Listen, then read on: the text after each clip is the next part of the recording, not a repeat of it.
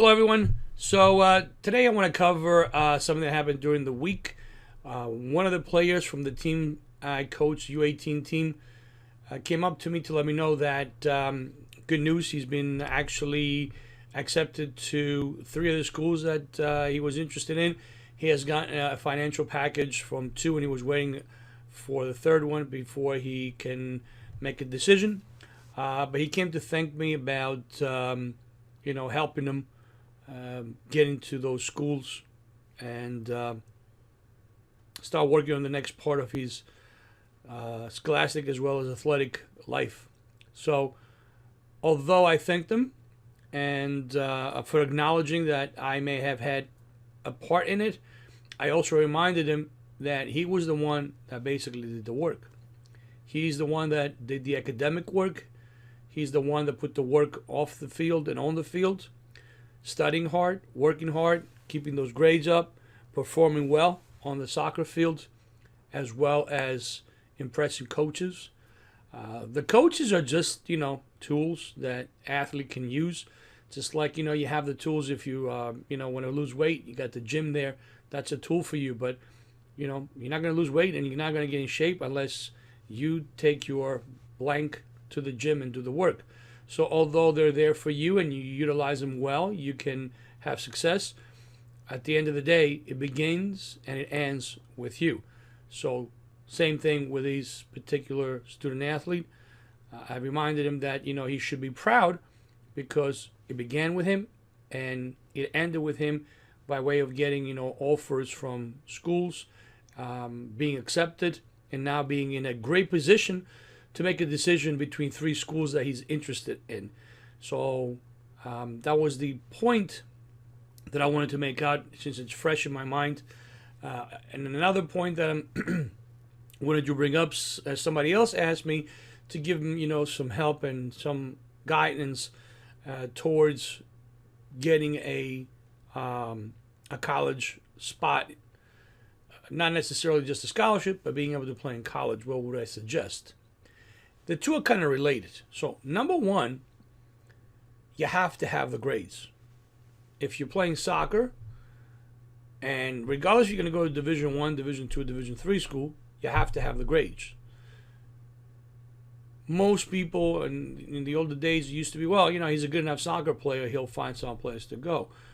But having the grades is very important because in a head coach's position, he wants to bring in players that, number one, have a high chance of graduating. He cannot have players that fail and do not graduate because his graduation ratio is going to take a tumble, and that affects, his portfolio or his resume if he wants to go to get another job. Also, having the kid's best interest in mind, he wants to bring players in that are going to receive a degree from that particular school, not just bring him in for the sport and not achieve the goal of getting a degree. Don't forget, your soccer career, your athletic career, if you're playing another sport, is very short. You got 4 years if you are successful in playing those 4 years. Hopefully, there won't be any injuries. But after those 4 years, the chances of becoming a pro, for the most part, it's very, very small. But your life is going to go on. So being able to get that degree is important. So number one, you got to have your grades intact. You got to have good grades. So take care of your academics. Number two is you have to put the work in. So if you're looking to, go to the next level, you have to go after the coaches. Some players, very good players, make the mistake of thinking that they're too good. So they are not as proactive going after coaches. Some also think because they're better than they really are, they dismiss some of the coaches that come. So if they're going after, one big fish, let's say Division I, and that big fish doesn't come or may not have an interest in them, if that player disregards smaller fish, meaning, Division II, Division III schools that have an interest in them, if he or she dismisses those schools, if the Division I doesn't come in, then what's the plan B or plan C? So having multiple schools, having your number one choice, number two, number three, having different options is very important. And you should treat all of them well. Don't just send a letter in as a safety valve. Make sure that you're interested in those schools, because coaches want kids that are, number one, interested in their school. They want to come to their school. Okay, they have good personality.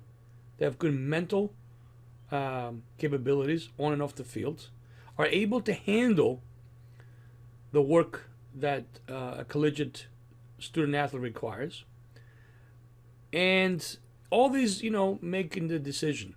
Now, as a student athlete, my opinion is, if you're going to go after a school, let's say you're a midfielder, and they might have 12 midfielders on the roster. As a freshman, you probably won't get a lot of playing time unless you just, a phenomenal player. A lot of schools also redshirts their freshmen. So that's the decision you got to make. Look at what they have on the roster. Look how many existing players are going to have next year, where they're graduating, and that's a decision you can make. I'm not saying that you shouldn't go to that school, but it may, come into play about your decision making. So grades are number one. Do your research about the school. Find out what is appealing, and then let the coach know why you want to go to school. You're not doing the coach any favor by wanting to go to the school, and he's not going to do any favor to you by taking you in. It has to be a good fit. So show the coach that you're interested in that school because X, Y, Z, because of the curriculum, because of the program, because of the facilities, because of the campus, because it's a good fit, because you like, a big campus, or because you like a small campus, because you like, smaller classes or what have you.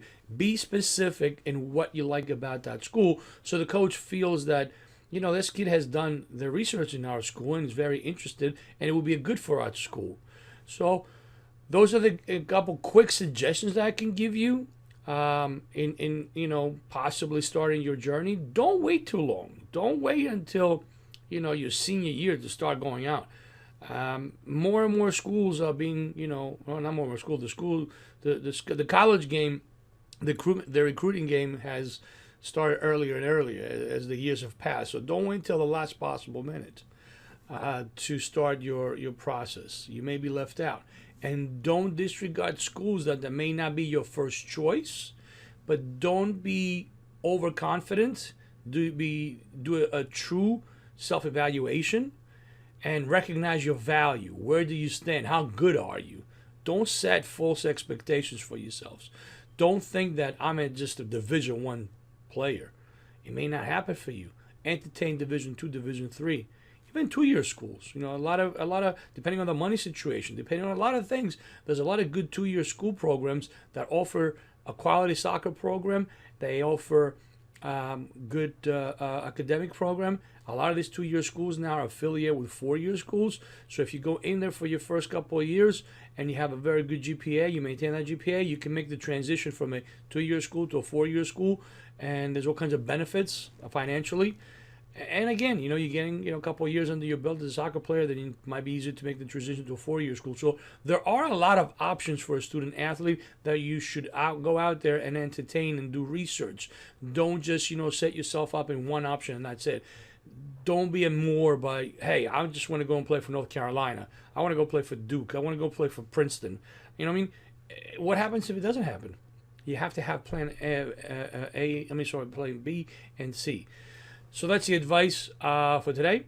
I look forward to seeing you guys on the soccer field someplace, and have a good spring season.